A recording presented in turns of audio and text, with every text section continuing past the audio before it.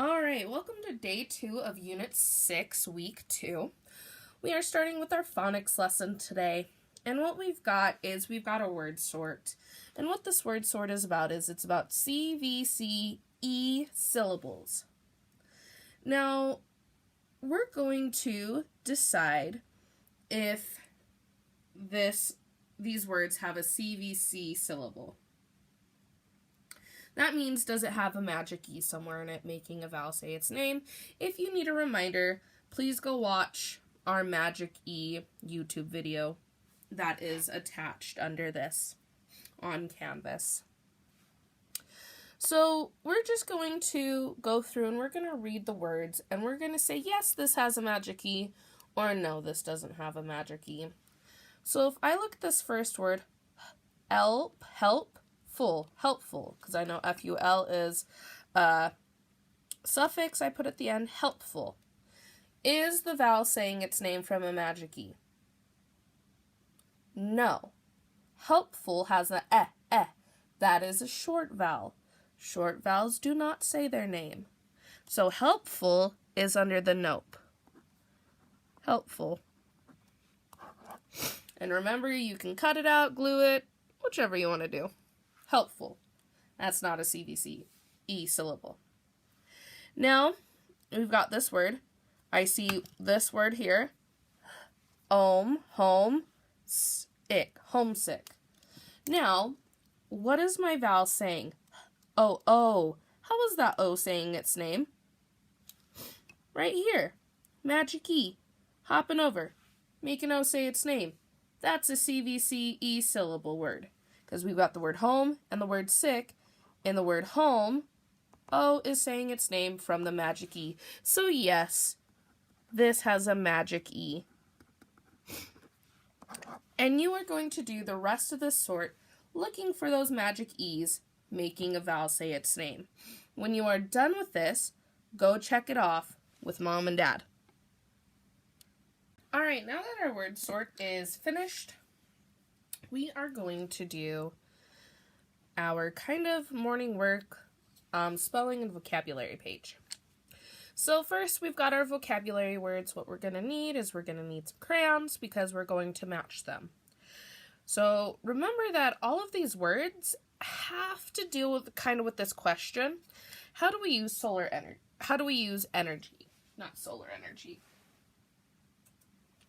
So, and also remember, we do have a few words that are just so similar, but yet have some distinct differences. So it's going to take some extra work this week to really get them separated. So our first one we're going to start off with is electricity. What is electricity?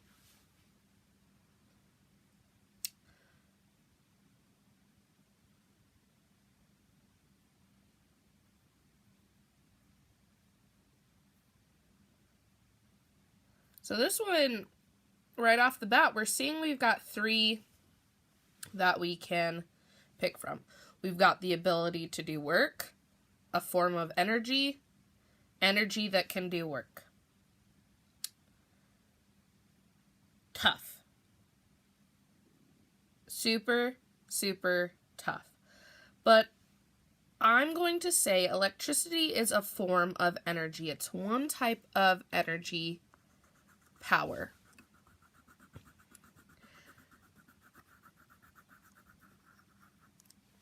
Because we have different forms of energy. You have solar energy, where we take from the sun. We have a wind energy. Lots of different ways to get energy. Now, our next word is energy. What does energy mean?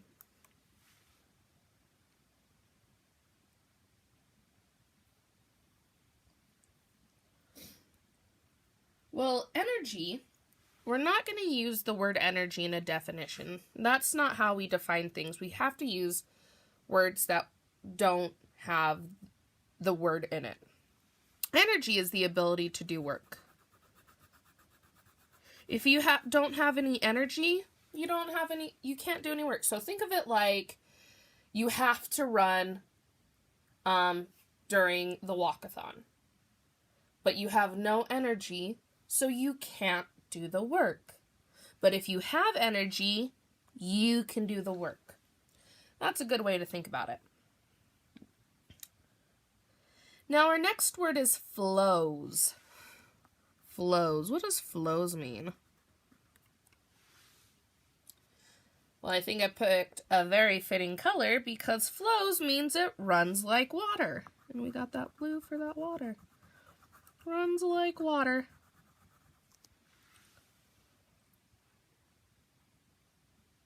Okay, our next word we've got is haul. What does haul mean?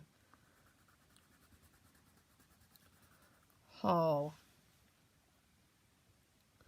Well, if you're hauling something around, you're carrying something heavy. To carry something heavy. Haul.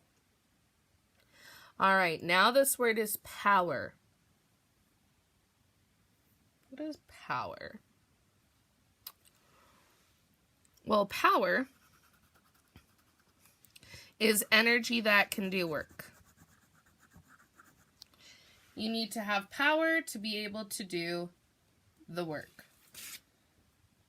So, there are those words. Electricity, energy, and power, I'm going to say, are going to be the toughest ones this week when it comes to our spelling test. So really think of some of those good ways to kind of differentiate between those words. Now our next word is silent. I'm going to double color this.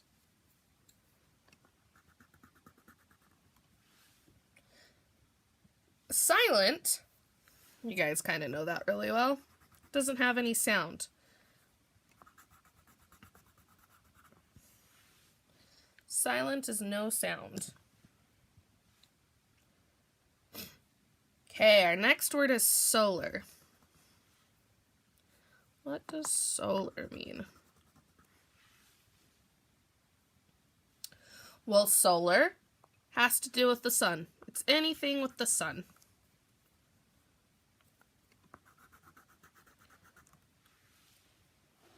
And therefore, the last word, underground, means beneath the Earth's surface. Under that crust. All right, what we're going to do now is here, we're going to read these sentences together, and we're going to decide which word we're going to use. This, that, these, those.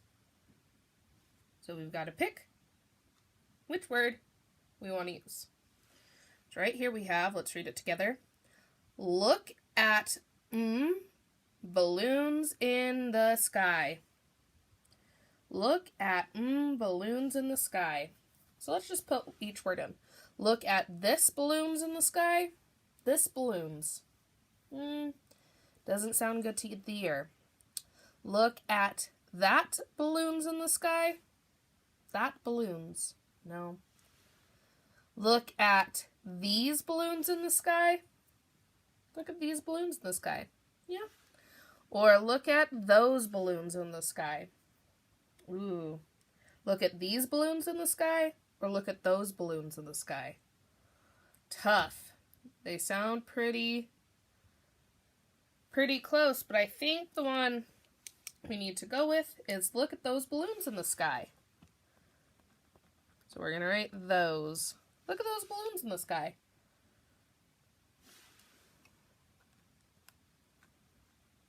Darken that up. Okay. Here's our next one. Read it together. Come here and look at photo. Come here and look at photo. Well, come here and look at this photo. Right off the bat, we found the one we wanted.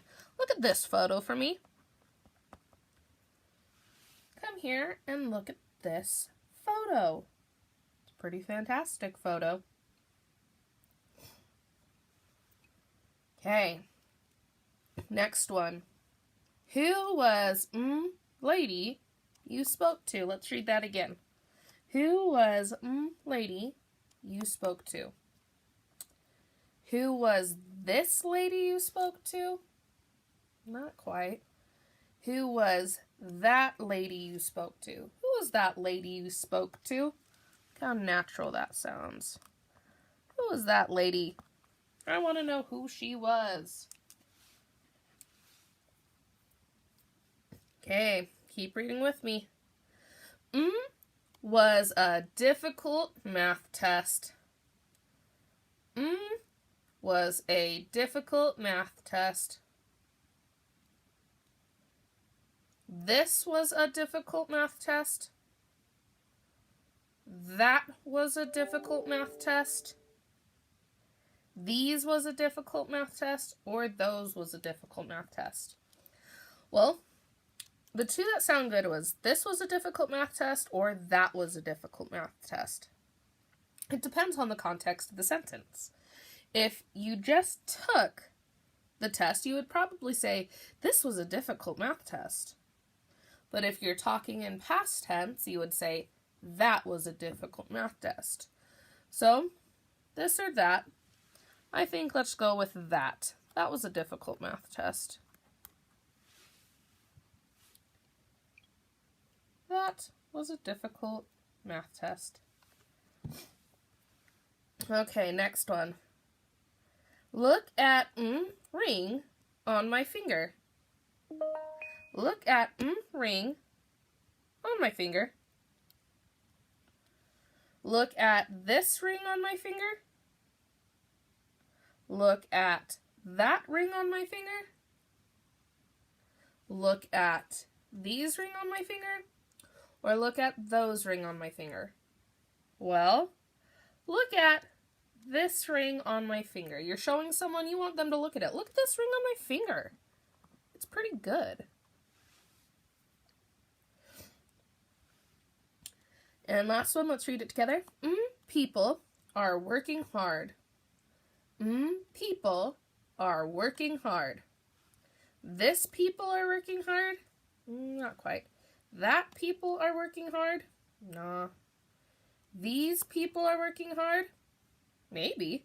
Those people are working hard. Well, it's never good to say those people. Kind of has a negative connotation to it, a negative meaning. Those people. So I think these people are working hard. And you guys are working hard. Very nice. So if you realize, it really depends on some of these with this, that, these, and those. The context, the meaning of the sentence. Now, if we move down, we need to correct our sentences. We saw ninty tadpoles in the pond. We saw ninty tadpoles in the pond. Well, first off the bat, we always need to uppercase our sentence, and we have to have a punctuation. Is it a question? Nope, I'm not asking for anything. Am I yelling anything? Nope. So if I'm just making a statement, I have a period. We saw ninty tadpoles in the pond. Now we have some spelling errors. First one, I bet off the bat, you guys, tadpoles. This is supposed to be tadpoles. And O is supposed to say its name with that magic E, so we need that E after the L so it can hop over and make O say its name. Now, we saw ninty tadpoles in the pond. Well, it's not ninty, it's 90. So just like that, we also need a magic E. So let's correct this. We saw 90 with that 9 and then TY saying that D sound. 90 tadpoles in the, and if you're on out of room, that's okay. Just make it work. Pond. So we saw 90 tadpoles in the pond. Okay, if you need to, pause it.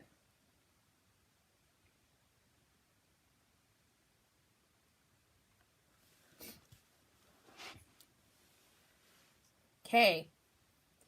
Hand me the round magnet. Hand me the round magnet. Well, this, we need an uppercase.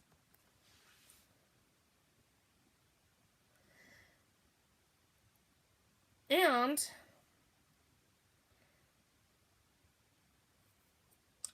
I want to add something here. I think we're missing some manners. Hand me the round magnet, please. So we're going to add the word please. Then a period. Now this should be round. Ow comes from that OU. And then we need to take out one of the G's for magnet. Hand me the round magnet, please. And after magnet, we need a comma to show the pause so we can say please. So how that should look like now, let's write it correctly. Hand me the round magnet, comma, please, the period. Hand me the round magnet, please. So if you need to, pause, get these sentences copied down. If not, we're going to go to our spelling words. So I'm going to say the word. You're going to need to clap the syllables. And we're going to see how many syllables these words have because we're going to put the line that separates our syllables. So our first word is state. Clap it out. How many syllables? Well, it has one. State. So I don't put any lines. I could at the end because it's got one syllable. Okay, your next word is replace. Clap it out.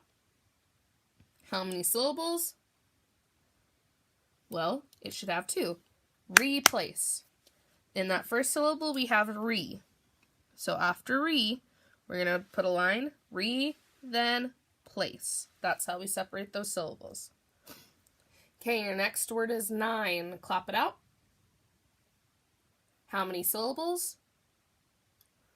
Well, 9 has one syllable. 9. So we can just do that and put that at the end. Okay, your next word is 90. Clap it out. How many syllables? There should be 2. 90. So we say that full word 9. And then we got that D, that TY that says D. 90. Okay, your next word is side. Clap it out. Side. I had one syllable. There we go. Your next word is sidewalk. Clap it out. How many syllables? Should have 2. Sidewalk.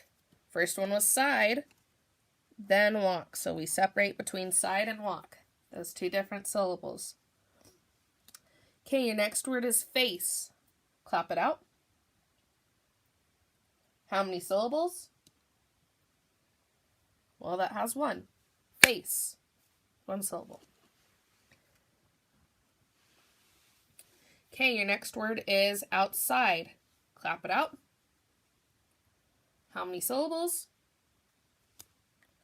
That has 2. Outside. 2. Out.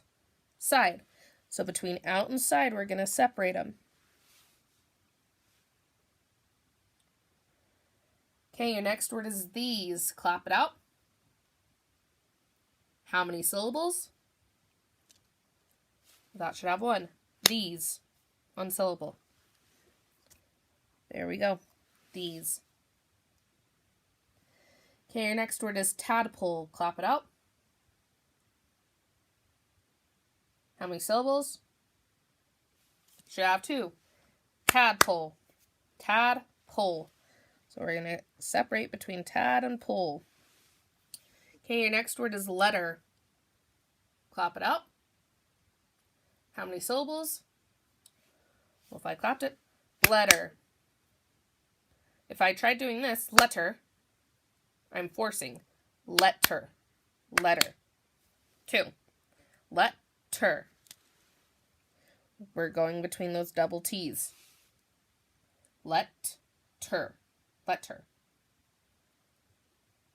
Okay, your next word is magnet. Clap it out. How many syllables? You should have 2. Magnet. Magnet. So between mag and net. Okay, your next word is alone. Clap it out. How many syllables? Should have 2. Alone. Alone. So after that A and between that L, we're going to separate them. Alone. Okay, your next word is beside. Clap it out. How many syllables? Should be 2. Beside. Beside. And your last one is round. Clap it out. How many syllables? That should be 2. Round. Not 2. That should be 1. Round. 1 syllable. Okay. If you need to, pause right now. Get caught up on anything that you're missing. And then we're going to go to our spelling code. By now, you pretty much know what to do. You look for what the number 19. 19 is an S, so I'm going to write an S. 20 is a T, and after I do them, I cross them out. 1 is an A, cross it out. 20 is a T, cross it out. And 5 is an E, state. Now, all of these guys are your spelling words. If there's one that's come out a little wonky, it could be because the number's wrong, and that happens. Mistakes happen. So you'll want to check those, finish this up, and then we'll want to move to reading. Good work today.